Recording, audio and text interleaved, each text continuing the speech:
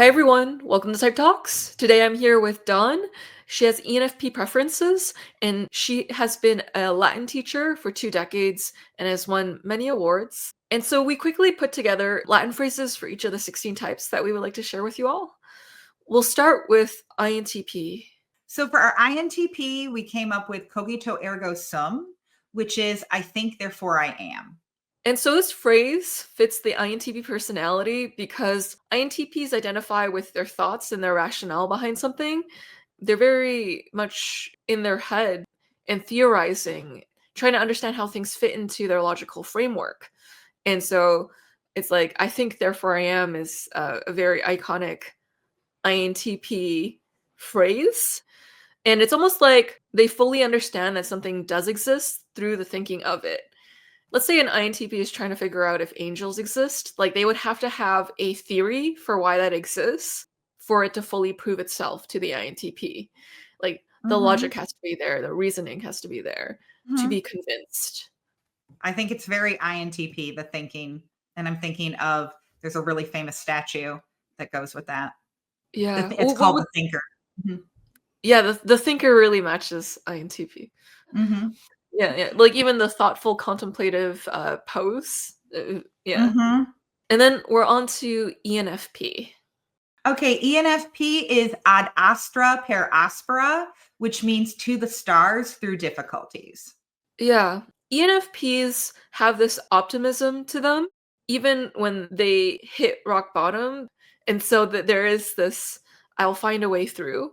Or there is a resilience that comes in the form of being able to see the possibilities in the world. Yeah, absolutely. I agree with you as an ENFP. It just feels like the possibilities are endless, and it's okay if we have to do hard things to get to the stars. That brings us to ISTJ. Which is mortui vivos docent, which means the dead teaches the living. Yeah. And so when it comes to an ISTJ, there is this desire to learn from experience. And so that's either their own experience or the experience of other people. And so this quote really has to do with the ISTJ learning from what has already existed and respecting tradition to some sense, or respecting the way things are already done if it already works. So it's kind of like, don't reinvent the wheel unless you have to. Yeah, no, I totally agree with that. My husband's an ISTJ, so I'm well acquainted with that. And as well, when I read that quote, I was also thinking about how much they appreciate tradition and history. So they really do look to their ancestors to see how to do something. Yeah, and it's all to get to this comfortable living. So if you do things a certain way that creates a predictable and reliable outcome, then your life's gonna be easier in a lot of ways. And so ESTP. Okay, ESTP was facta non verba, which means actions, not words. Yeah, so ESTPs are known to be a really action-oriented type. They're going to want to jump in the moment and do things. And so whether it's interacting with the physical object in front of them or getting into motion in any sort of way, ESTPs are going to do that. So they're all about just do it. Yeah, no, that's great. I'm less familiar with the ESTP personality type, but the few ESTPs I do know, they're very much about let's do things. All right, and that moves us to ENTJ. Alia jacta est, which is a really famous phrase by Julius Caesar. And it means the die is cast, like dice, but one singular die. And he supposedly said this after he crosses the famous Rubicon River, because generals were not supposed to bring their armies so close to the city of Rome for obvious reasons of what he was about to do. So he knew he was breaking the law, and he decided, okay, I'm going to cross the Rubicon anyway. And he supposedly says, alia jacta est, the die is cast, which is really appropriate that ENTJ is picked for this one also, because a lot of people think Julius Caesar himself was an ENTJ. It also symbolizes that there's no turning back. And when ENTJs have closed the loop and decided, they're okay with burning the bridge and moving forward and like setting and forgetting that thing that works. So we've made a decision, let's do it. There can be this element of there's no turning back. We need to keep moving. We need to go where progress is. So, Mhm. and then INTJ. Okay, INTJ is memento mori, which is a very famous Stoic phrase meaning remember to die. With their future focused nature, they can look quite far ahead, even deliberating matters of relating to their existence and the philosophical value of thinking about your death and how that can help align your future or your current action more appropriately to align with your purpose or to Mhm. use this phrase as a way of motivating yourself internally to be more intentional with every moment. Mhm. In fact, you'll see it on a lot of Stoic literature and whatnot. So I think it's very appropriate for INTJs because I know INTJs are so into philosophy. Yeah. And there's also an element of grounding yourself in a certain kind of moral principle that this phrase has too, that I think it has that moral intentionality and this kind of like direction from a guiding principle that INTJs have. Mhm. Mhm. Yeah, absolutely. And then we're on to ESFJ. ESFJ is familia supra omnia, which means family above everything. Yeah. And so ESFJs, because they're an SJ type, they are caretakers in a lot of ways, especially for their family. And so there Mhm. is this nurturing quality that they have. A lot of them have a prioritization of family or people that they consider to be like family. And Mhm. so there's this desire to invest in that, prioritize that, almost setting family as a value or something that they orient their life around for some of them. So there is this element of family comes first. I just think it's symbolic of quite a few ESFJs. So it's fitting. Yeah, no. My department chair at work is an ESFJ, and she is very much familia supra omnia and sees us as a family too. Mm-hmm. All right. And then INFP. Okay, INFP is Calamus Gladio Fortior, excuse me, which is the pen is mightier than the sword. Yeah, there is this trope around INFPs being really good writers. INFPs can be very creative, artistic, and very nuanced with their writing style. And so, in some ways, the pen can be mightier than the sword. And this also symbolizes their polar extroverted sensing, in that they might not prefer to use, let's say, force in a lot of scenarios, but they can be quite a good wordsmith. Yeah, and I was happy that we chose this one because when I think of some of the greatest writers in the world, they're INFPs. And when I think of the pen is mightier than the sword, I think of something I just heard recently about how stories live forever, and how many stories have outlived nations. And look at the famous writers that we're still reading, who are INFPs, like Shakespeare or Tolkien. And that moves us to ISFJ. For ISFJ, I would say semper fidelis, which means always faithful. Yeah, and this fits ISFJs leading with introverted sensing. There is this element of being very faithful, very true to their word, and they're loyal and they'll be there for you. There is this element of your needs coming first or your needs being very important to them. Yeah, I mean, aren't is it one of their what would we call this? One of their archetypal names, the defender? So I think Mhm. about that with loyalty and being faithful to others. Mhm. Exactly. They're very faithful in a supportive way. Mhm. Yeah, that behind the scenes, there for you role. No, absolutely. Mhm. And then there's ISTP. For ISTP, we have suum cuique, which means to each his own. The ISTP being an IP type likes to do things on their own, especially being an SP type. They're a pragmatic type, so they're very much about to each their own, and so they have their own way of doing things, and they know that you have your own way of doing things. They believe that we should all be able to just be and do whatever suits us. There is this level of independence, of autonomy, to allowing people the freedom to choose their next action. They're not here to hold you down. Since they live in the infinite present and they're making their decisions as they go, they don't expect you to do what they think you should be doing. Like, you should do the things that you want to be doing. And all types with high TI or high FI will also believe in similar things, but I think this really suits the ISTP. Yeah, no, I agree.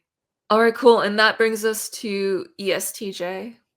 Okay, ESTJ, we came up with labor omnia vincit, which is work conquers all. Yeah, this is to symbolize how ESTJs are usually in leadership positions, whether it's as middle managers or somewhere where they're able to delegate. This is their extroverted thinking at work, and people can see that they're very good at resource management, time management. Yeah, absolutely. I know this may feel a little stereotypical for them, that phrase. However, it came to my mind first because I work with several ESTJs, and one thing I know is do not waste their time.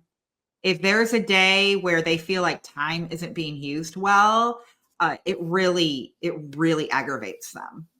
So I have to be very mindful of that as an ENFP. Yeah, makes total sense. And so that moves us to ENTP. Okay, for ENTP, we came up with barba non facet philosophon, which means a beard does not make a philosopher. And interesting enough, the word beard in Latin is barba, which because the Romans, who were bigoted in a lot of ways, thought that people who did not speak Latin spoke bar bar bar bar bar bar bar bar bar. That's like what they heard people say. So they're like diminishing them in that regard. And also up until the time of, for centuries, they did not sport the beard. And it's really Alexander the Great, a Greek, who made that not popular anymore because he realized that it was easy to decapitate a soldier that way, as gruesome as that is. And so it isn't until the time of Hadrian that the beard comes back. Yeah. And so I find this phrase can encapsulate an ENTP because it holds this skeptical nature of an ENTP. They're like, a beard doesn't make one a philosopher. It's like, show me your logic and let us talk it through and see if it really holds through our conversation together. And so ENTPs have that ability to question something that everyone else accepts as a fact. So, Mhm. yeah. Yeah, absolutely. Yeah, no, I think that's really, as an any dom, I think that's very appropriate for them on lots of levels. And I should also note that then philosophers were wearing beards. That's why Hadrian supposedly donned the beard, because he really got into philosophy. Though, interesting enough, there is some speculation that he had childhood acne scars, which is why he grew the beard. And then his adopted son, his very famous adopted son, Marcus Aurelius, would also don the beard because he was known as the philosopher emperor. And I've always thought there was a lot of empathy in that with Marcus Aurelius to carry on the beard, because Hadrian got a lot of pushback for wearing that beard. And it's Marcus Aurelius who really sets it into motion to make it part of the status quo again. Makes total sense. And then we have ENFJ. For ENFJ, we came up with one of my favorite phrases, which is dum spiro spero. While I breathe, I hope, which I think also is really appropriate. So you can correct me if I'm wrong on this, but it's my understanding a lot of people think that President Obama's preferences are ENFJ, and hope was his whole 2008 campaign. Being someone who teaches in Hyde Park, just 5 minutes from his house, his Chicago house, I felt like that was very appropriate. And of all the ENFJs I know, they always have hope.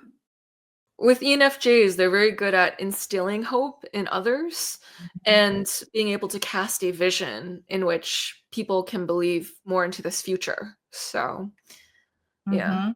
And then spear leading it in a lot of ways. Mhm. And then we have INFJ. INFJ, also another one of my favorite Latin quotes. Errare humanum est, to err is human, teaching us that it's okay to make mistakes, that mistakes are part of life. Yeah. And the reason why we chose this for INFJ is because INFJs have the ability to perspective shift and understand individuals, even the darker side of human beings. And although Mhm. they may not approve of the action or the behavior, like other NFs, they're able to see the why, the root cause of the behavior, and eventually Mhm. see that to understand someone is to give them compassion in a lot of ways. And so when you get to really know a person, there is a certain level of insight that provides you a certain level of kindness towards another human being. You may not approve of what they did, but you can see how it's very human what they did. And Mhm. so Mhm. there is that element of resting into the insight of like a wider principle that to make mistakes is to be human Mhm. and arriving at that kind of like thematic overview of human behavior in a lot of ways. Mhm. Mhm. Yeah, absolutely. And as an ENFP, that I always use that phrase in my head to give myself compassion when I have made mistakes. Because I think of error, because errare can also mean like to wander. And I think about how it's when I wander, like in an area, say I get lost in Chicago somewhere. I kid you not. It's those moments that I've gotten lost that I have found the most beautiful things that I love about this city. And so I think about, well, making mistakes have helped me grow and helped me find the things that I love the most in life. Mhm. Mhm. And then ISFP.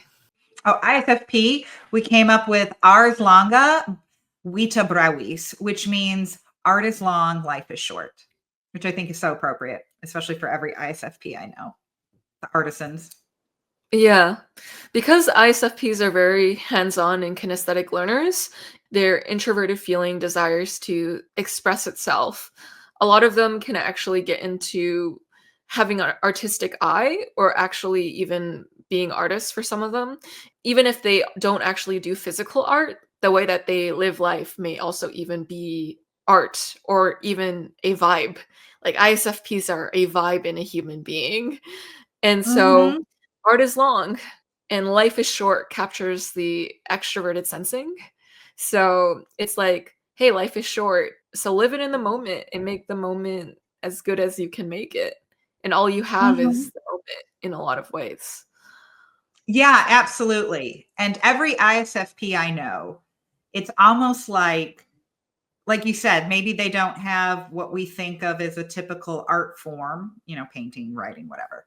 But it feels like everything they do artistically, which is so inspiring to me. What a gift.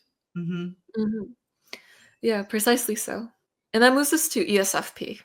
For ESFP, we came up with aut faciam, aut inveniam, which means I will either find a way or I will make one.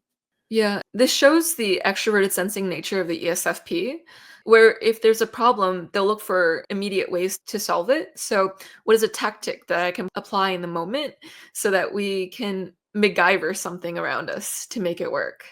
Let's not stress too much about it. Let's try to work with what we have to make the most out of the moment. And so, if we can't find a way right now, we can make it work. It's no big deal. And so there's this element of ESFPs being able to move with whatever flow comes to them. And so Mhm, there's this art of if the situation is not ideal, I'll find a way to find tools in the moment to make it work out. mhm. No, absolutely. Every ESFP I know or I've taught, that's absolutely them. And just Mhm. how the boldness they contribute is really beautiful. There's a lack of fear in them that's really admirable. Mhm. So that brings us to a close. And so thank you, Dawn, for coming out today and sharing about these Latin phrases. I think it's a very fun way to teach Latin, is to bring it also to typology. So you're letting my audience know a little bit about these iconic Latin phrases and the history behind them. And you make it fun. And the thing I love about ENFPs and that I love about you, Dawn, is that you bring the fun to wherever you are. And so I really enjoyed filming this episode with you. And so thanks everyone for watching. We'll see you all in the next one.